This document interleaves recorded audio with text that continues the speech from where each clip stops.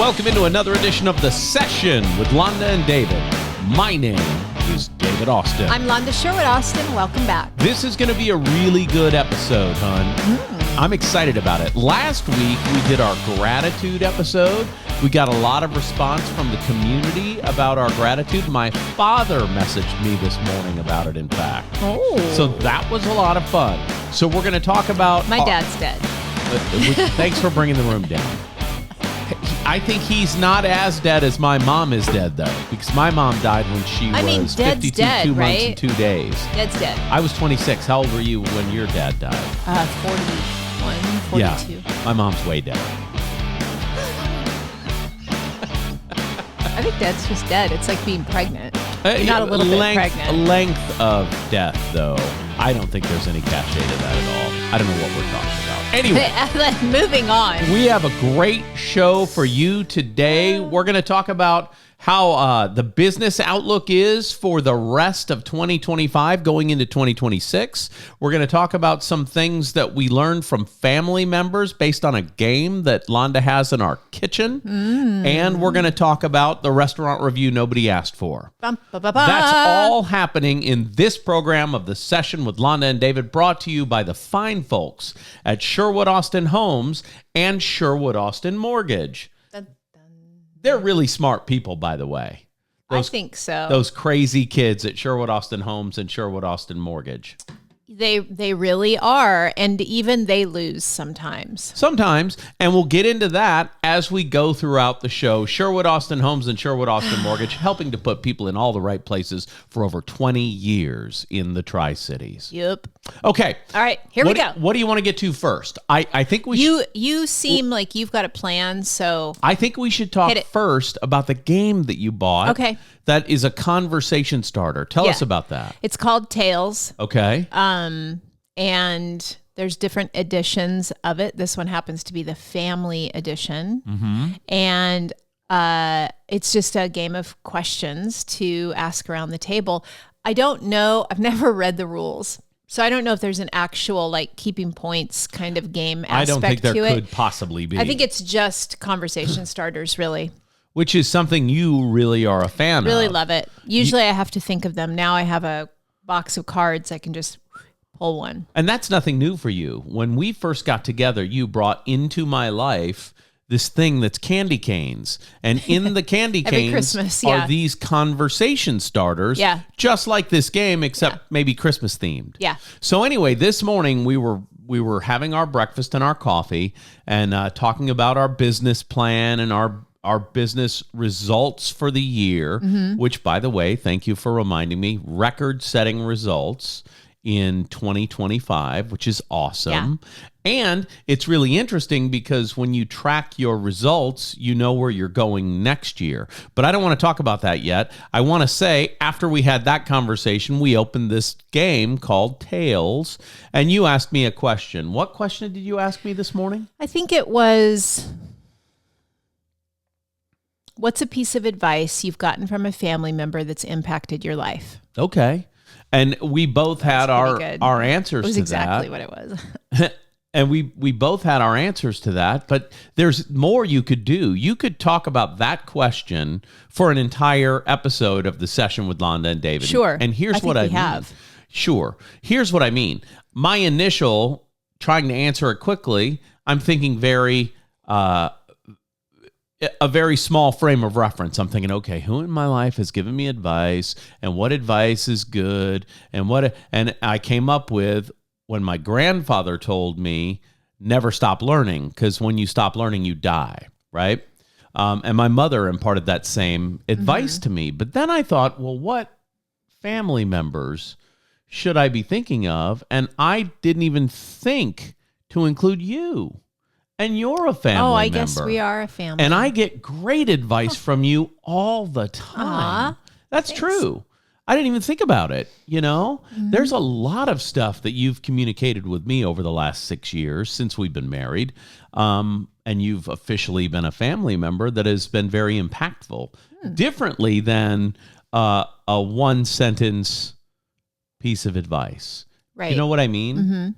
Like you have talked to me about the importance of health and the importance of mental health and the importance of questioning doctors, things that I never considered before. And I would say it this way, you are your own best advocate, and Right. you have to advocate for yourself. So more so than questioning doctors, I would say when it comes to your health, physical or mental, ask a lot of questions and don't take anything at face value. You are Sure. your own advocate. No one else is going to advocate for you. And so you've got to know more, or know the most that you can, to help make informed decisions about your health. Sure. And we're very lucky to live in the day and age that we do, because information is readily available, you know? So It's very interesting to me that question had so many different trails that you can go down. And that's why I abruptly ended our conversation and got up from the table while we were talking, because I wanted to talk about that during this program. Okay. Rather than exhausting it there at the table. So my next question is, based on that question, what are some things that we've discussed that have made an important impact in your life over the last 6 years? I think that a big one for me is you came into this before we had a relationship. You, one day when we were hiking, you talked about, your core value of kindness. And at the time I was in such a protective mode that I couldn't imagine really leading with kindness. I don't try to be unkind, but kindness wasn't something that I was really focused on, because I now know, because I was so focused on protecting myself from the world. Because I had been pretty beat up by the world, Sure. And so I felt in that place a lot. But I think that the more that you've said that, and the more that you've talked about it, and the more healing that I've gotten mentally and physically over time, the less I feel the need to protect myself, the more opportunity I have for authenticity to come forward, and I'm naturally more kind in my life, in my day-to-day, in my dealings with people and transactions, business, personal, the whole thing. And I think that is partly a reflection of you being so strong about this particular core value it drives your life, and you want it to be an important thing in the lives of the people that are closest to you as well. That's right? true, yes. And so I think that's partly, and then partly again is just that as the protective mechanisms of my life, because I felt scared and insecure about, my well-being, my safety, as those have kind of relaxed, then I've been able to let those softer parts of me, including kindness, come to the surface. That's interesting. That's really, really interesting. It's all in there, right? Right. It's not like I'm a different person, but I think that at different times of your life, different aspects of who you are, it's not even personality, because I think it's deeper than that, but different aspects of who you are as a person kind of ebb and flow depending on what the circumstances of life require. Sure. There are times when you're in survival mode, you're in protective mode, and that grit needs to come to the surface. Yeah. And then there are other times that are softer, and, so it's just whatever life requires of you. Again, I'm just saying, I don't think I'm a different person, but I think there's different parts of who I am have been able to come to the surface as a result of, some of our conversations around kindness. Yeah. That's cool. That's really, really cool. Yeah. Isn't it interesting that kind of thought wasn't what I initially went with when you asked that question? As I had the realization that things you and I discuss could be instrumental, or could be, I don't know what that is, or right. could be instrumental, or could be important like that and life altering. I had to end the conversation Yeah. because I wanted to kind of explore that here. Well, and I think that some of why I've spent so much of my life in protective mode is because of the family member whose advice impacted me the most for most of my life, which was my mom. Right. And my mom's motto in life was, life is hard, get over it. Well, that makes you really develop a lot of protective mechanisms. Right. A lot of survival mode. Yeah. A lot of survival instincts. She's not wrong. She wasn't wrong. Life can be hard. Right. Life isn't hard, but it can be, right? There are definitely hard things that you go through in life. Sure. And getting over it is sometimes simple and sometimes complex. And so it's not an instant thing always. Sure. And grit is a very important life skill to have. And I certainly developed grit growing up with Shirley Ann. And I wish that my dad had been involved in my life a lot more, because I think I would have developed more of the compassionate side of myself if he had been a little bit more involved, because he was more that way. And I don't know if everybody knows your story, but when you were very young, your parents got a divorce and your father moved away and wasn't there day to day. Yeah. He was there in the summers. Every other, for a while it was every other weekend, every other holiday. And then it was, 4 weeks in the summer or 6 weeks in the summer and every other Christmas. Yeah. For most of my growing up. God, that makes me really sad right now. That's okay, honey. It makes me really sad because, they're all dead now. So it doesn't really matter. Like, I'm not going to hurt anybody's feelings by saying this. And you know what? There's a lot of freedom in that for people who are afraid to lose their parents. It is really sad. And I do really cry about it sometimes. I recently had a whole 2-hour breakdown about it. But at the same time, there's a lot of freedom in it too, because I can speak really freely and there's nobody to tell me any different. Right. Like, my siblings don't talk to me and the parents are long gone. Your and siblings nobody's are poor around. communicators. And so they don't, there's not please don't defend them. No, I'm not defending them. What I'm saying is there's not a wedge. They haven't stopped talking to you. They just never started talking because they're poor communicators. It's not like there's something where Londa did this, so she's out. Do you know what I mean? That's what I'm saying. I don't know what the reason is, but it doesn't matter. I was just going to say it and move on. But so the freedom in it is to be able to say, I feel like my dad was robbed. Yeah. I do. I feel like, and I don't know if it was my mom or if it was just the time. It was the 70s. So you get a divorce, the kids go with the mom. That's just how it is, Right. But whatever the case, he was robbed of being a father to us. And by the courts. I can personally relate to that because when I got my divorce, a lot of my identity was being a husband and a father. And I loved every single night being home with the kids and hanging out with them and playing with them and, talking and watching Jeopardy with them. Yeah. And all of a sudden it went gone. It went to Wednesdays and every other weekend. And that sucked. Yeah. That sucked. Caitlin, by the time I got my divorce, was already in college, and she announced, well, this won't have any major impact on me. I'm an adult living away. Do you know what I mean? She's so practical. Correct. And then Benjamin was, 15 or 16, so he was a little guy. No, he's younger than that. Was he? Yeah. 15. 13, maybe. No, he was a freshman at Hanford when we got a divorce, so he was 14 13 fully. or 14, yeah. Okay.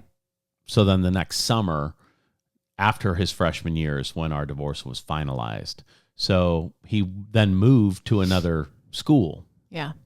So all that stuff impacts you. Sure. So, yeah. It's sad. That is sad, and I can relate to your dad in that way. Mm-hmm. But the thing to remember is, he was always very willing to talk to you, very willing to spend time with you when he could. And I didn't was very know, loving toward you. I didn't know it was an option, to call him. You know what I mean? Yeah. Nobody asked us, like, hey, are you doing okay? Right. Are you missing your dad? Do you Right. want to call him? First of all, nobody asked me if I was doing okay ever when I was a kid. I cannot remember a single time that any person in my home said, hey, are you doing okay? How are you doing? Never, not once. Nobody cared, you know? And so, like the idea of you can call your dad anytime you want, like that was never, and that maybe that would have helped. I don't know. You know, it's water under the bridge now, but And then, I feel sad that I don't have, I think that one of the reasons I'm talking about this is I feel sad that I don't have like that same thing from my dad. Like, Sure. well, the piece of advice I got from my dad always was, right. Yeah. My dad's advice was always work related. You know what I mean? Yeah. Like, do your best.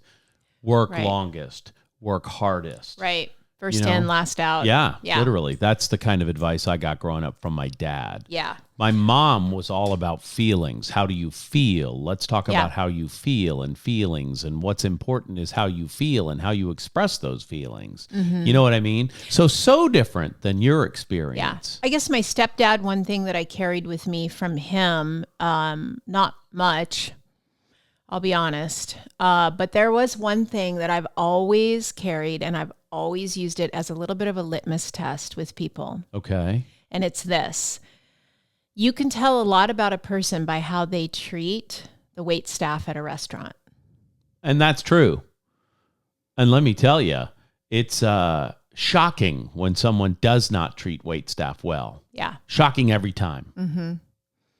Yeah. And I would say that service people as a whole, you can tell a lot about people by how they treat service people. Interesting.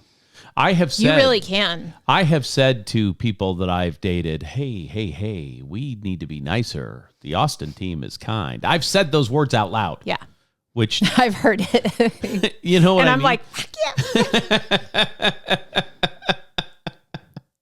Not to wait staff. I've never said that to you about wait staff. No, but you know, when I heard it from him, when I was a kid, I was probably, 8 or 10 or something, like Maverick's age, right? Our grandson, Right. Maverick, he's 10. And I was rude to a waitress at a restaurant. Interesting. And he very gruffly reprimanded me. And then he said that. And I thought,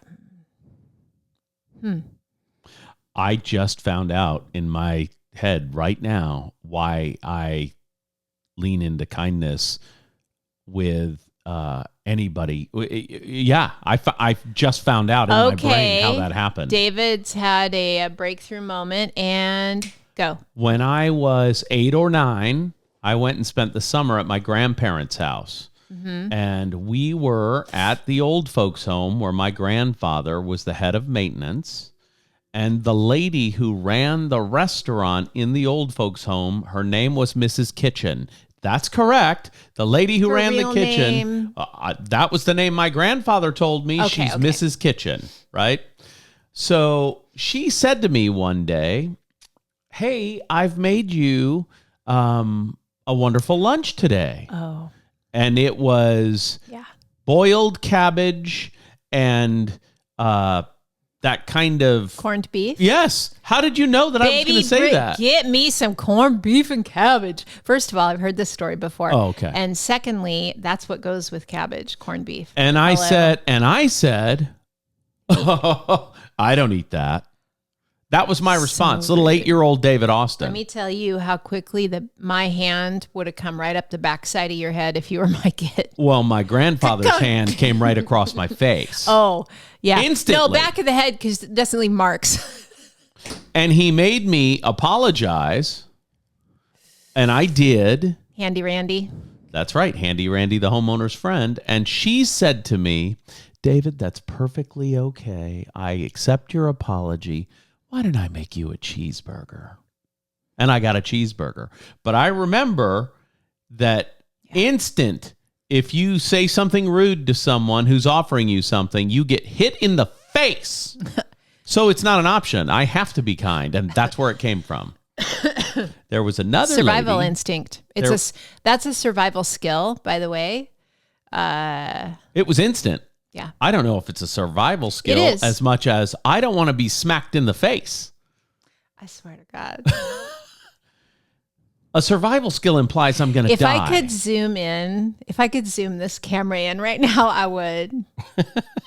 Just to express the disdain on my face for what just happened. It is a survival skill in my world, in my world of mental health and therapy and coaching. Sure. That's a survival skill. And that's separate from the thing I learned in second grade. And you don't have to feel like you're going to die. In order to survive well in this world, You better be nice. there you go. Because you might get hit in the face. Huh. Isn't that interesting? Mm-hmm. And now I can't picture saying something like that to somebody. Yeah. Because no, that's... And I don't have that same survival skill. And so I will flip you off in traffic. Right. And that might have happened over the weekend. And what did I say? You were so disappointed. Except I didn't say anything judgy. I didn't say anything mean. But boy, I sure thought them. You were so disappointed in me. And here's what's funny. I wasn't really disappointed. I was shocked. It was shocking. Here's what's funny. I was fine with it. I was fine with your disappointment. I was fine with you being shocked. Because you know what? He deserved it. Yeah, it doesn't happen often, but when it does, let me tell you, it can like have some road rage. Yeah. So no one smacked you in the face, so you'll continue to flip people off in traffic. It's very seldom, okay? Mm-hmm. It has to be an egregious thing. I don't remember what happened. How egregious was it? I don't know if I just used the right word or not. You did. That was great. Context clues. That's how you know. Oh, God. I try to talk big. I can't. I think the person cut you off, then slammed on their brakes. Something. I don't remember what happened. And didn't look back. Wasn't looking back. Nobody cared. And that's when I'm going to do it, is when I know they're not looking. They're not paying attention. It's just a release for me. Okay. All right. Oh, gosh. It was totally shocking to me. I do want to spend a minute just to turn a corner here. I do want to spend a minute talking to all of our business professionals. You do need to do an end of year tally of your business. So you need to find out where exactly all of your business came from this year, because you can't know where to put your efforts going forward if you don't know what brought you the best results looking back. And that's a great soundbite, and that's going to be shared. That's a good one. We were talking about that this morning as part of our morning coffee conversation. Yeah, I track our numbers throughout the year, and then I break it down, and I can get really, really super data driven and down into the nitty gritty of the data. And I don't call it getting lost in the weeds, because it's very powerful when you do that. If you don't know how to do that, reach out to me and I will help you do that. I mean, for a price, obviously. But to me, it's really fun and fascinating to find out where it all came from and really drill it down. Like I could tell you that 22% of our business came from referrals, but further than actually 25% of our business this last year came from referrals. Mm-hmm. But to drill it down even further, it came from 3 different sources: lender referrals, mm-hmm. other realtors, mm-hmm. and past clients. Sure. And what was most interesting to me is past clients is the same percentage as other realtors. Right. Now, it's important to note that, because I have a tendency to kind of pull away and isolate my relationships with other people in the industry. Sure. And that reminds me how important our connection is. That's exactly right. My connection with other realtors is very important. And I do get a lot of joy from it, but I also struggle a little bit with comparison. I'll just be honest. Sure. And so sometimes I kind of pull away. I don't want to have relationships with them. And I forget, like, no, I really do get a lot of joy from that encouragement and all that kind of thing. And so, and it's in the numbers, right? Getting referrals from other realtors is like, that's amazing. Sure. And so that's cool to look at that and look at our past clients that sent people to us. And, so when you drill down, you know where to put your efforts going forward. You know, we had about 45% of our business was new business. Right. Now, on face value, when I started looking at the numbers, I thought it was much less than that. Right. But as I really started looking at, okay, well, I mean, I called that this, but is it really that? Well, I thought like there was one I can think of specifically. It was a referral from one of their family members. And so I categorized it as a referral, but then I thought, well, wait, that family member, I've never done business with that family member. So it wasn't really a referral from a past customer. A past it was client. New business, it was brand new business. Right. It was a referral from my sphere. Right. And so, yeah, it's just really fun to look at that. And like, there was that one random internet lead. I was a guest on a podcast, a health podcast, where we talked about menopause. And somebody saw it randomly and reached out to me and said, you know, I saw you on this podcast. I really liked what you had to say. I want to buy a house. Can you help me? Right. And I was like, that podcast wasn't even about that, but I happened to mention that I'm a realtor, right? Because it is it's an important part of my life, right? Sure. So I'm just talking about my life. Who you are and what you do. Yeah. And so a podcast about menopause, and hormone therapy and, you know, blah, blah, blah. And, we did a transaction. It was crazy. So it's just fun to look at that. And so I might in the future, you know, think, oh, well, if I got that opportunity again to be on a podcast or do an interview or something like that, well, actually that did happen. I might want to say no. It did happen.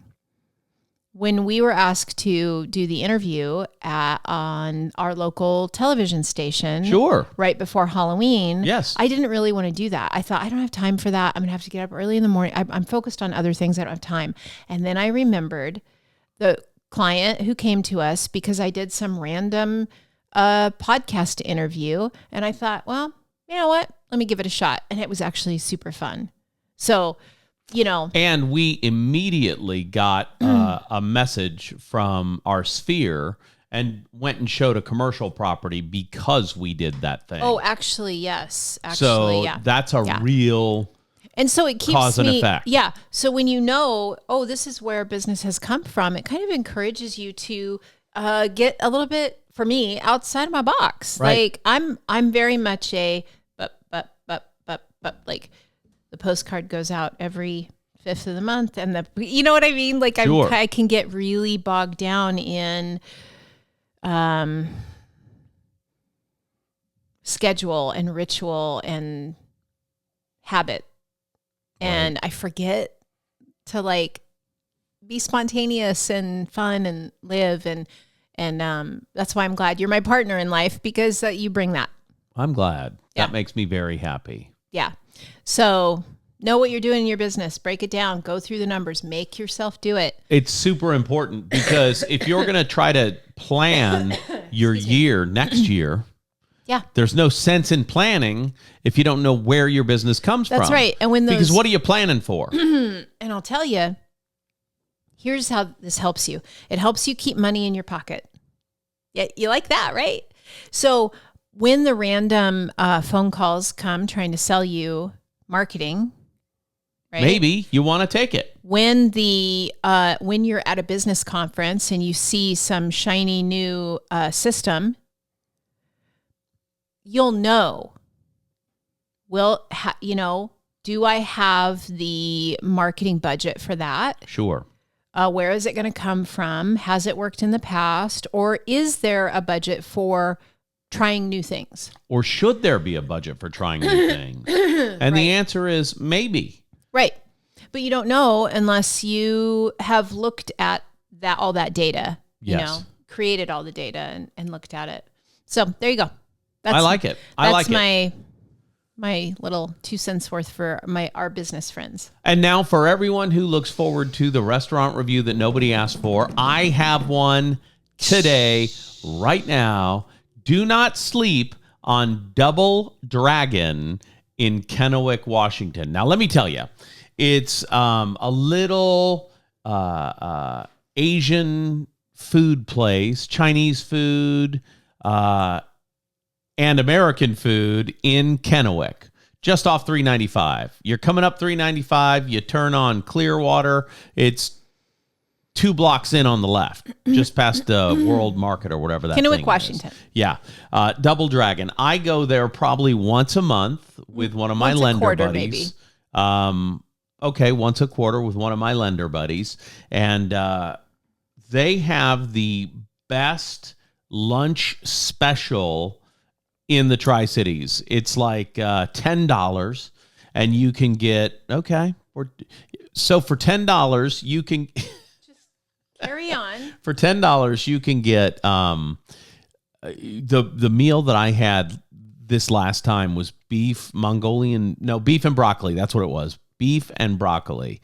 It comes with an egg roll. It comes with a soup, either spicy and sour soup or egg flour soup, an egg roll, fried rice, and then the beef and broccoli. Jesus. Okay. $10. Okay. And for $22.50 after tax, you also get hot tea. So for two people, $22.50 after tax. And I only know because it was my turn to pay this time. Okay. So really, really good. Not good for you, but really, really good. And you can take some home. I didn't. I ate all of it right there. But you can take some home. I got to tell you, 10 out of 10. Oh. How's the service? Really attentive. Really good. How's the decor of the restaurant? It looks exactly like it did 20 years ago. No difference. I'm telling you now. It looks the same. I don't think the booths have been cleaned since then, but the tabletops have. They wipe the table down between customers. They do.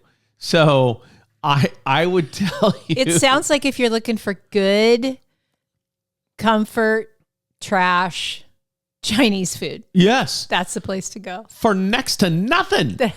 They're giving it away. They have a $5 lunch special that's just a little scoop of white rice and one thing. Yeah, I've gotten that before. Yeah. Because I went with you last time that you did this. That's and right. I opted out this time, and that's all I'm going to say about the restaurant review. Well, I'm going to tell you, if you want to go have lunch with a buddy who can barely hear just like you, so you're both super loud, Double Dragon's the place to go. Okay. And nobody's going to look at you funny if you're yelling because no one in there can hear. They're all just like you if you have hearing loss. Ooh, okay. So there you have it, and there it is. That is my restaurant review nobody asked for. And Kyle, if you're listening, yes, I'll gladly take you to Double Dragon. Okay. Because he's going to say to me, should I really go? And I'm going to say yes, and we'll go with together. you, yeah. Yes, absolutely. Anything else you want to add? We have about a minute left in the program. I really mean it, if you don't know how to track what you did this year and you want to be able to do that so that you can best prepare for next year and you need a little help doing that, I do have an hourly rate, and I could carve out some time this month to help you do that. So they can reach out to me. I'm Londa Sherwood Austin. Just Google me. My phone number and my email is everywhere. So reach out. That's right. Yeah. And if you're interested in real estate or a home loan, Sherwood Austin Homes and Sherwood Austin Mortgage, just go to SherwoodAustin.com to learn all about what we do. SherwoodAustin.com. It's where you can get her contact information if you don't already know it. That's right. There you go. All right. For Londa Joanne Sherwood Austin, the prettiest girl in the world, I'm David Austin. And this has been The Session with Londa and David. We'll see you next week.